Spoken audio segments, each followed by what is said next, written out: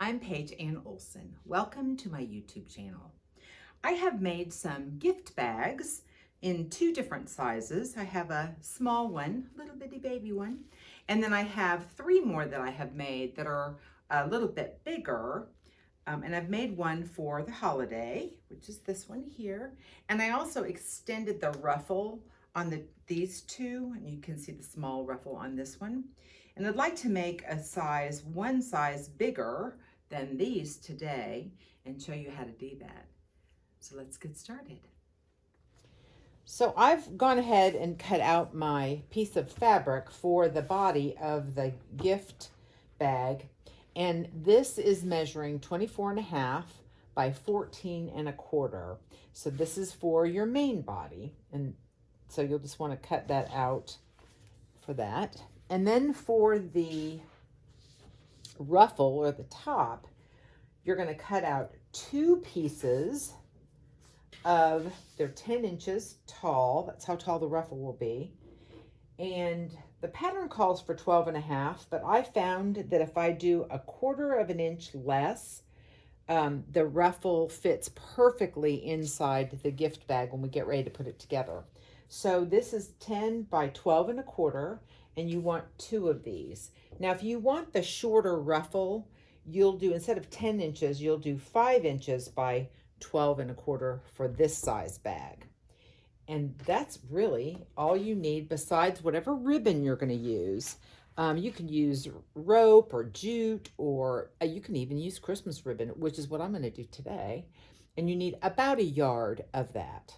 So once you have everything cut out, I will show you how to put it all together. Once you have your main body cut, it's a rectangle. So you're going to fold that in half, short sides together, right sides together. And we are going to take it to the sewing machine, and we're going to sew 1/4 of an inch seam allowance on the raw edge here and down here to the fold. So I'm just going to quickly pin that so we can have it kind of secure. The smaller bags, I didn't really need to pin this, but this is a little bit of a larger bag, and I don't want it to be too wonky. I want it to kind of turn out nicely when we get it done. Okay, and then this is the top, and you're going to actually put right sides together. And on one side, you're going to sew 1/4 of an inch all the way down from top to bottom. So I'm going to pin that real quickly. And on the other side, we are going to make the casing. So we're going to measure about 1/4 of an inch from the bottom and use your heat soluble or water soluble marker. And I'm going to do about like that.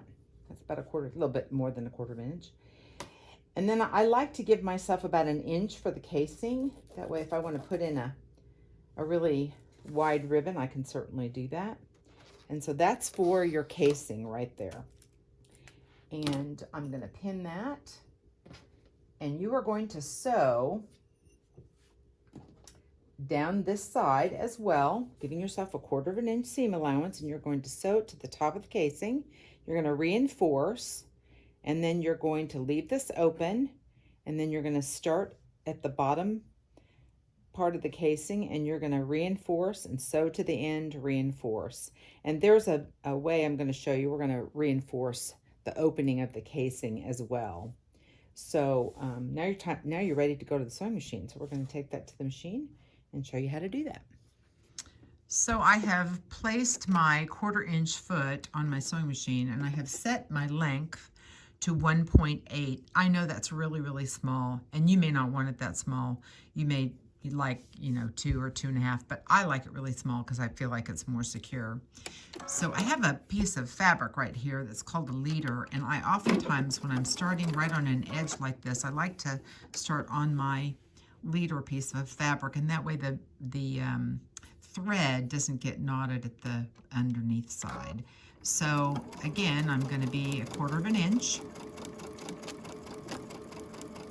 seam allowance all the way down this side. I'll just speed this up a little bit. You don't need to sit here and watch me sew a straight line, but I wanted to show you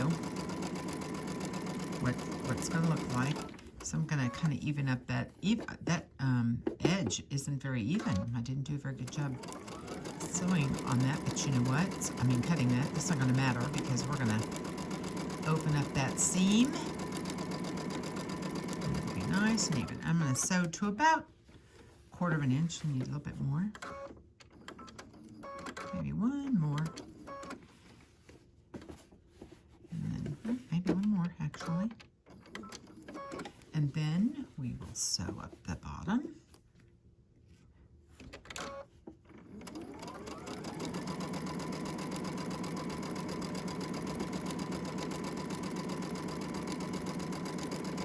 We'll snip that corner to help it turn and have a nice little point without being too bulky. And I'm going to reinforce this at the very edge.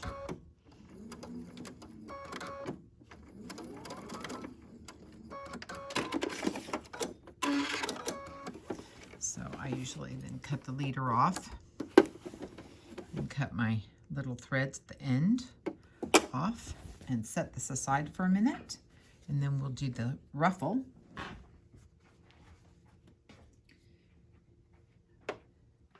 And I think I'll just do the ruffle part on the casing side, just to show you how that looks. And I just realized I've got white thread in here, and it's probably going to be difficult to see. I should have done like red thread.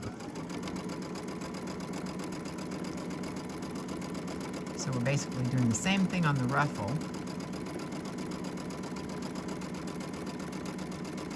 as we did on the body. I'm going to come to the top of that ruffle. I'm going to stop. I'm going to go back tack a little bit.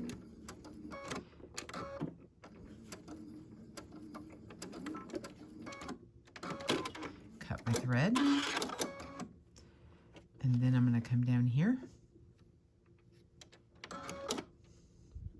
to about where I marked. Do a couple reinforcement stitches.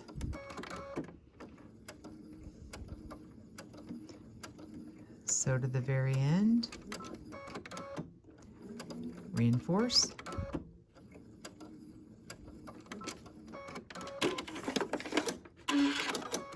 So you have left the casing part open. I can't get my finger in there, but you got the idea. That part's open right there. So I'm going to sew the other side, and I'll be back in a minute. Once I have taken this off of the sewing machine, I have pressed open this seam, and you want to do that on both sides. And I'm going to open up this side. I'm going to give it a nice press. This is where you want to use your starch. And I'm just going to press that really nicely. And put my clapper on here so we get a really nice, lovely press. I'm going to come over here to my main bag, and I'm going to cut the corner off with my rotary cutter. You can use scissors, obviously. And then I'm going to do the same thing with this main bag. I'm going to press open the seams all the way around, and I'll be right back. Once we have those all pressed, and I'm going to show you a little bit of a trick for the main body in a minute, you'll see there's my casing opening. Can you see that, I hope? I'm going to use my water-soluble pen again, and I'm going to just mark around it because we're going to top stitch around that. So I'm just going to make a little rectangle that completely covers that opening. And I'm going to take it to the machine and stitch that open, and that will help to reinforce that. I hope you can see that. And for when you press your body when they press the seams open on your body, what you can do is on the bottom, we're going to cut these. We're going to box the bottom. So we're going to cut that. And so what I do is I turned it and laid it and ironed it just like that. And I did the same on this side. And I tried to get that seam flat and that seam flat, and I just pressed it. And that's how I did press to open the seams on the body of the bag. Now it leaves like these little rectangles or these little lines right here, but I'm just going to press those out. And that's all you have to do. As soon as I top stitch the little casing opening, I'll be back and show you what the next step is. I have stitched around the casing, and I did it with black thread. Hopefully you'll be able to see that.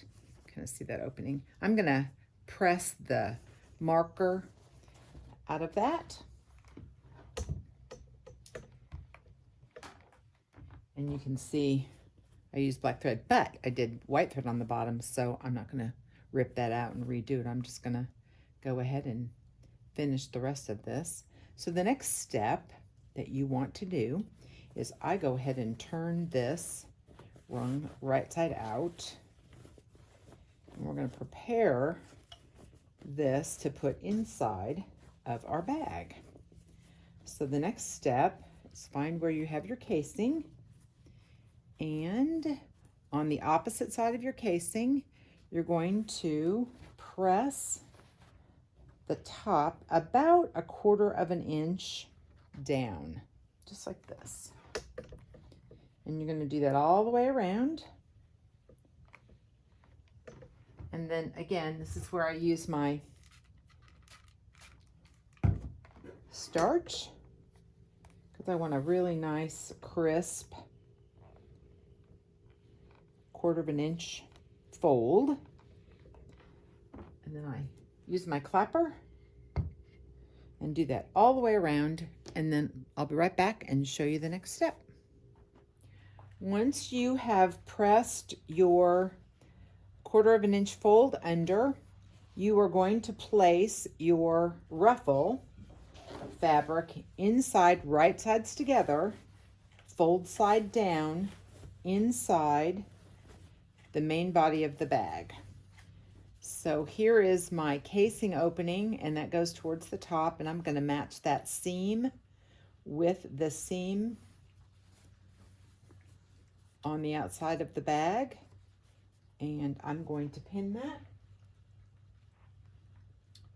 And I'm going to actually do that, pin it all the way around, just like that. And then I'm going to take this to the sewing machine, and I'm going to sew all the way around the top, 1/4 of an inch seam allowance. And once I do that, I'll be back and show you what happens next.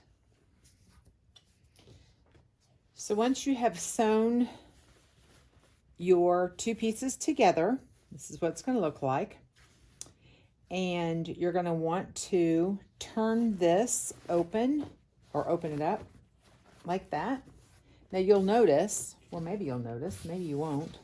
You'll notice that mine was not a perfect, it didn't go in there perfectly. It made a pucker here. But you know what? This is going to get folded over the top, and we're going to cinch it with a ribbon, so it's not going to be noticeable. So if you have that same problem, and this fabric does not give at all, there's like, and I cut it obviously on, not on the bias, but it doesn't give. And so I didn't have, I couldn't ease it in there together.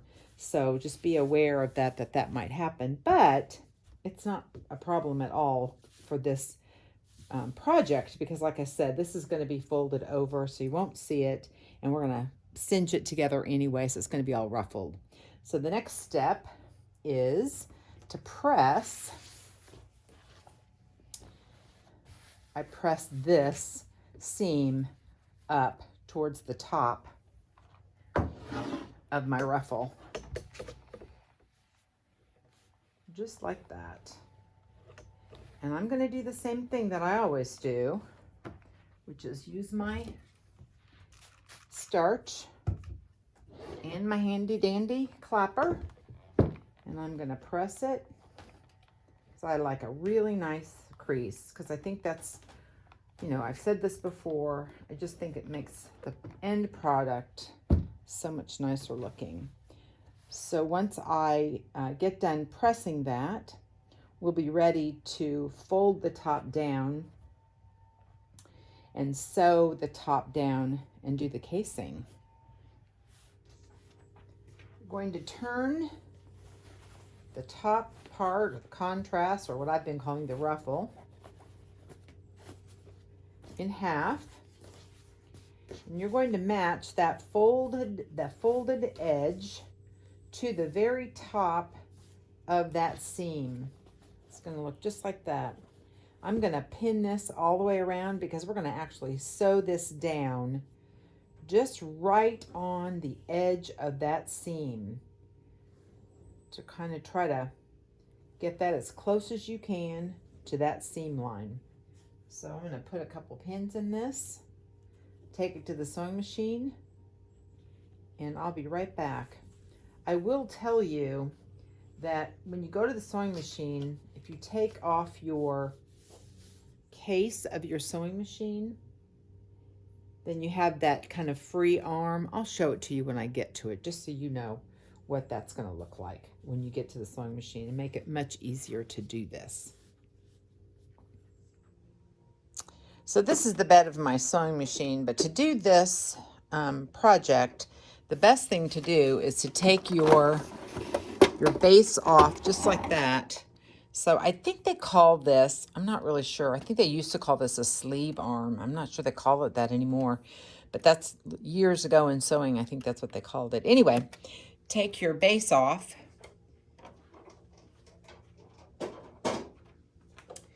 And then you can easily slide your bag, even the very smallest bag, right up to where you want it to be, because this is backwards to me. So I actually will move my needle over a little bit to the left because I really want to try to capture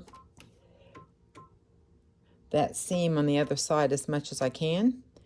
So I'm moving that over, and I'm going to stitch this around, and then I'll show you what it looks like when I get it done. So I have sewn all the way around, and I have sewn the top to the bottom. Looks like a little pillowcase, doesn't it? It's kind of cute. So the next step that we're going to do is we're going to turn this right side out, just like that. And I'm not going to iron it or poke out the corners yet, because we have one more seam that we're going to do, and that's to enclose that casing. So I have the casing down toward the bottom, so I'm going to measure that, and I'm going to make some register marks so that when I'm sewing this, I will sew it evenly all the way across. So we allowed ourselves about 1 inch for the casing. So from the bottom, it is about, let me see, this doesn't, about 1.5 inches. So I'm going to go ahead and start making my register lines. Yeah, about 1.5 inches. And I'm going to do that all the way around so that when we sew this, we'll have an even seam all the way around, or even stitch line, so we can slide that ribbon in, or the whatever we're going to use to tie this off, put that right in there, and then it'll be nice and even all the way around. So I have gone ahead and sewn my seam, or my top stitch, so I have a nice casing opening, and I'm going to poke out the corners using my, I think this is a clover tool. Just gently poke those out, just like that. And then I'm going to press, because I want to take away the lines, just like that.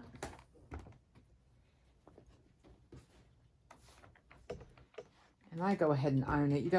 We're going to do one more thing, and this is optional. You don't have to do this, but I'm going to show you if you want to. You can have your bag just flat at the bottom like this one, just like that, and we'll cinch it up, or you can do what I'm going to do, and that is box the corners. I think that's what they call it, boxing the corners. So to do that, you're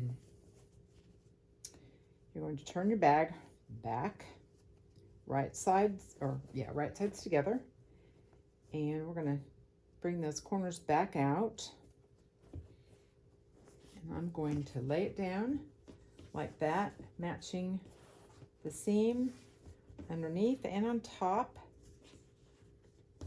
and I'm going to mark it. I'm going to go in about, it looks like about 1.5 inches, 1.25 inches, and I just put lines just like that. Hopefully you can see that, because I'm going to sew that on that line, and then I'm going to cut off about 1/4 inch, cut off everything up to 1/4 inch, and then I zigzag it closed. You don't have to. I don't think it's going to get a ton of wear, but I always zigzag it shut, and then we'll be ready to put our little ribbon in. So I'm going to go ahead and do the same thing on this side, try to make them as even as possible on both sides. I'm going to take this to the machine and sew along that mark that I made, and then I'm going to come back and cut that off. I have put that seam across the bottom. I'm going to press it on both sides. I'm going to take my rotary cutter and give myself about 1/4 inch seam or edge allowance, I think is what they call that. And I'm going to take this to the machine and do a zigzag just to help it not fray, and I'll be right back. So I have zigzagged that seam. I'm going to press it again because that's what I do, and I do a lot of pressing. Now it's going to be time to turn it right side out, and I'll show you what the box corners look like. You get a chance to see how nice that looks. Now again, you don't have to do the box corners, but that's the bag. It's a fairly nice sized bag too. And all we need to do, I'm going to press this a little bit because I want to make those kind of nice and crisp. So I'm going to press that seam together a little bit. I have to remind myself, it's just a gift bag. I'm not, making a wedding dress here. So if you have the same issue that I do and you kind of forget, oh yeah, that's right, this is a gift bag, I'm giving it as a gift with something else inside of it, I'm not, trying to make somebody's wedding dress, then it might help. So if you make little mistakes, it's no big deal. Everybody makes them. And you know what? Truthfully, that's how I learn. I normally have to make something the first time and get all my mistakes worked out before the second one, or the third one sometimes, even works out. So the next thing we need to do is, I have my ribbon. I cut it about a yard, and I'm going to fold it in half. I've got a safety pin here. I'm going to actually put it at the end of that, and then the casing opening. Now, if you want to make ties for this out of this fabric, and And you can certainly do that. And if you don't know how to do a tie, in my previous video for the carry-all, I mention or I show you how to make ties. Obviously, you'd have to be aware that you've only got about 1 inch to work with, so they'd have to be pretty narrow ties, or you'd have to open your casing a little bit more. So, and you just thread, holding on to the top of that safety pin. You just kind of thread that ribbon through, just like that.